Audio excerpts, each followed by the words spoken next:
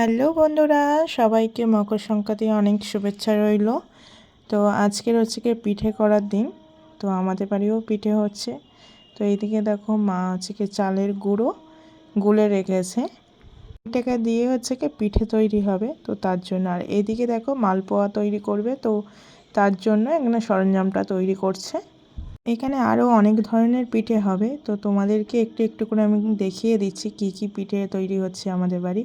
তো এইদিকে দেখো কড়াটা গরম হয়ে যেতে একটু তেল মাখিয়ে আবার ফের দেখো চালের যেটা গুঁড়ো যেটা গুলে রেখেছিলো সেটাকে দিয়েই ওর মধ্যে ছড়িয়ে দিল। এটা হচ্ছে সরু চাকলি যেটা বলে, সেই সরু চাকলি পিঠে তৈরি হচ্ছে।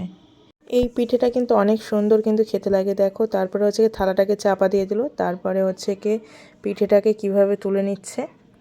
এটা কিন্তু খেতে হয় কিন্তু গুড় দিয়ে। গুড় দিয়ে খেতে কিন্তু হেবি সুন্দর স্বাদ লাগে কিন্তু।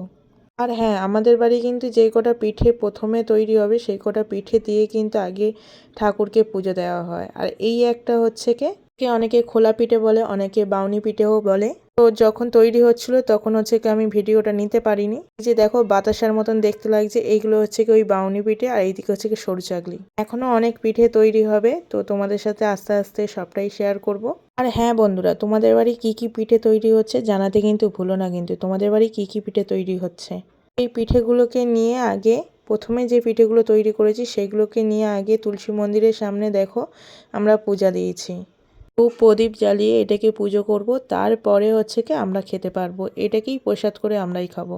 অনেকের বাড়িতে নিয়ম থাকে, অনেকে গ্রামের দিকে হয় হচ্ছে কি প্রথমে চাল ধান হলে হচ্ছে কি পুজো করে। তো আমাদের বাড়ির নিয়ম হচ্ছে কি প্রথমে যে পিঠেটা তৈরি হবে সেই পিঠেটা তৈরি করার পরে হচ্ছে কি পুজো দিতে হয়।